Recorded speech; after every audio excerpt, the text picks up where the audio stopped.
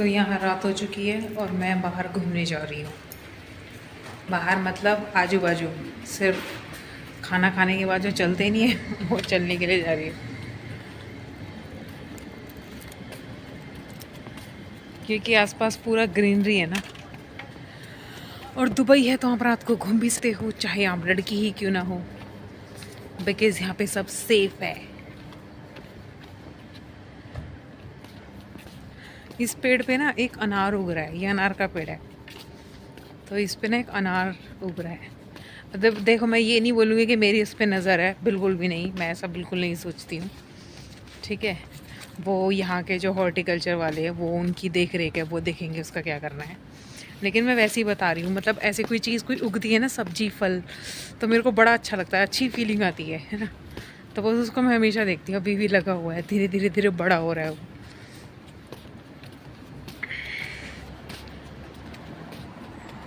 खाना खाने के बाद चलना ज़रूरी है ना।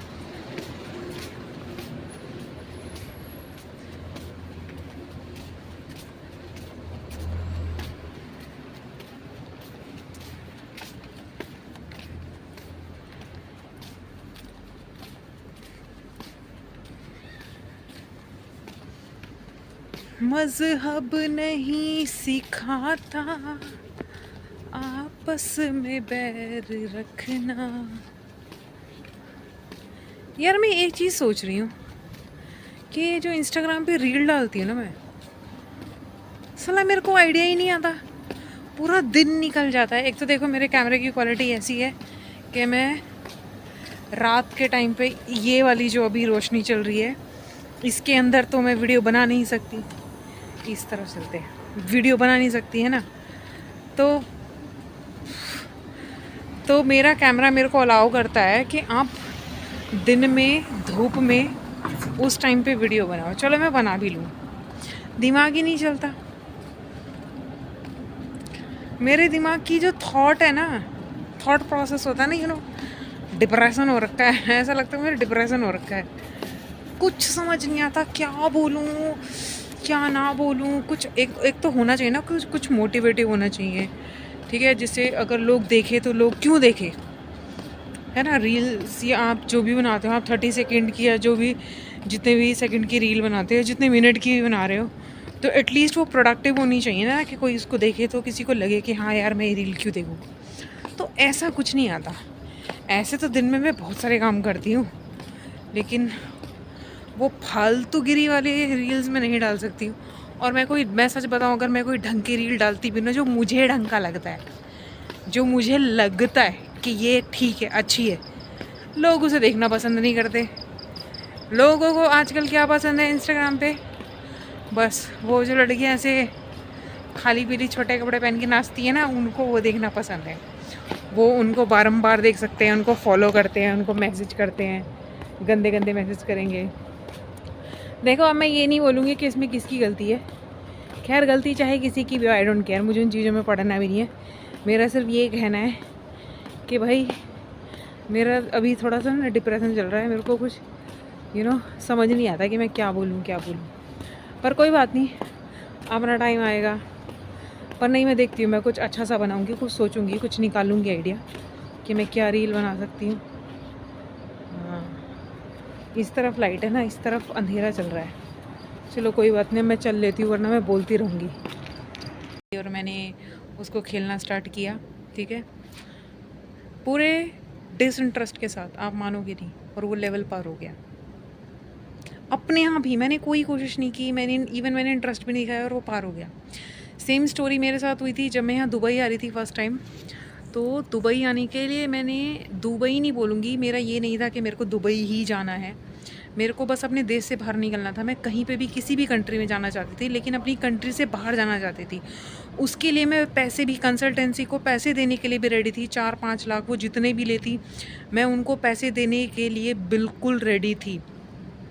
मैंने बहुत कोशिश की, कई बार तो मेरे पैसे भी वेस्ट हुए, सच बता रही हूँ, मेरे बहुत पैसे वेस्ट हुए इन सब चीज़ों के चक्कर में। लेकिन जब मैं यहाँ आई हूँ अब दुबई, आपको पता है मैं फ्री ऑफ कॉस्ट आई हूँ, मेरा 1 रुपया नहीं लगा दुबई आने के लिए। मैं स्पॉन्सर वीज़ा पे आई हूँ। मैं कंपनी को ढूंढ रही थी इंडिया में बैठे हुए, और यहाँ से कंपनी गई है इंडिया में, वहाँ पे ऐसे ही रेंडमली इंटरव्यू चल रहे थे। प्री ओपनिंग प्रॉपर्टी थी यहाँ की, वो दिल्ली गई थी एरो सिटी में, ठीक है, इंटरव्यू के लिए। मुझे एक दिन पहले ही पता चला, मतलब मेरे कॉलेज वाले नहीं बताया, मुझे एक दिन पहले ही पता चला कि भाई उस कल वहाँ पे इंटरव्यू है दुबई के लिए। मैं भाग के गई, मेरा सिलेक्शन भी हुआ, सब कुछ फ्री हुआ, मुझे 1 रुपया नहीं देना पड़ा, और मैं इधर आ गई दुबई में। मतलब इतनी कोशिशों के बाद भी कुछ नहीं हुआ, आई तो फ्री में आई। तो मेरा ये बात बताने का मेरा ये मतलब है कि लाइफ में आप कितनी भी कोशिश कर लो, कितनी भी प्लानिंग कर लो, जो किस्मत में है ना, लोग बोलते हैं ना कि किस्मत कुछ नहीं होती है, मेहनत से ही सब कुछ होता है, मेहनत मेहनत मेहनत। मैं इन चीज़ों में बिल्कुल नहीं मानती हूँ। अगर मेहनत ही सब कुछ होती ना, तो जो गरीब इंसान होता है ना, सबसे ज़्यादा मेहनत एक गरीब इंसान करता है, सबसे ज़्यादा मेहनत एक किसान करता है ऑफिस में। और जो उधर जो बड़े बड़े लोग हैं ना, ये सिर्फ घपला करते हैं, ठीक है, ये घपलेबाजी से अमीर बनते हैं। लेकिन जो सच्ची मेहनत करता है ना, वो एक गरीब इंसान ही करता है, चाहे वो कोई किसान हो, चाहे वो रिक्शे वाला हो, चाहे वो कुछ भी हो, वो गर्मी धूप हर पूरी मेहनत करते हैं, ठीक है। तो मेहनत से कुछ नहीं होता है, आपकी किस्मत में जो लिखा है ना, आपको वही मिलेगा। फिर चाहे आप कितनी कोशिश कर लो, होना होगा तो होगा, नहीं होना होगा ना, तो आप अपनी पूरी ज़िंदगी भी दांव पे लगा दो, वो चीज़ नहीं होगी। मैं मेहनत को नेगलेक्ट नहीं कर रही हूँ कि मेहनत करनी नहीं चाहिए, कोशिश बिल्कुल करनी चाहिए, मन में इच्छा ज़रूर रखनी चाहिए, आपके एफ़र्ट हो सकता है। अब जैसे मेरा था इधर दुबई आने का, ठीक है, मैंने अगर एफ़र्ट ही नहीं किए होते, कोशिश ही नहीं की होती, तो क्या वो चीज़ मुझे ढूंढते हुए इधर आती? उस चीज़ को ये तो पता है ना कि ये मुझे बेसब्री से ढूंढ रही है, इसने मेरे लिए बहुत मेहनत की है, तो वो आई। तो मैं मेहनत को नेगलेक्ट नहीं कर रही हूँ, लेकिन मेरा कहने का सिर्फ इतना मतलब है कि होगी तो मिलेगी, नहीं होगी तो नहीं मिलेगी। मैं ये इस बात को मैंने बहुत फील किया है, बहुत रियलाइज़ किया है, ठीक है। अभी देखो मेरे को नाम तो याद नहीं है, अगर किसी को नाम वगैरह प्रूफ वगैरह भी चाहिए होगा तो वो भी मैं निकाल के दे दूँगी। लेकिन एक बार ना, मैं अभी कुछ टाइम पहले ना, मैं एक स्पोर्ट पर्सन है, ठीक है, तो he is very success in his field. तो एक बार उसका इंटरव्यू लिया गया और उससे पूछा कि सर आप इतने आप इतने सक्सेस हो अपने करियर में, तो आप इस चीज़ के लिए किसको, मतलब लोगों को आप किस तरीके से मोटिवेट करना चाहोगे, अपनी सक्सेस स्टोरी से कैसे उन लोगों को मोटिवेट करोगे? तो आप क्या मानते हो कि आपने ऐसा क्या किया कि आज आप यहाँ बैठे हो, आप इतने सक्सेस हो? तो उसने बोला कि देखो, मैं ये नहीं बोलूँगा कि मेहनत ही सब कुछ होती है, मैं बिल्कुल नहीं मानता, ठीक है, किस्मत से बड़ी कोई चीज़ नहीं होती है।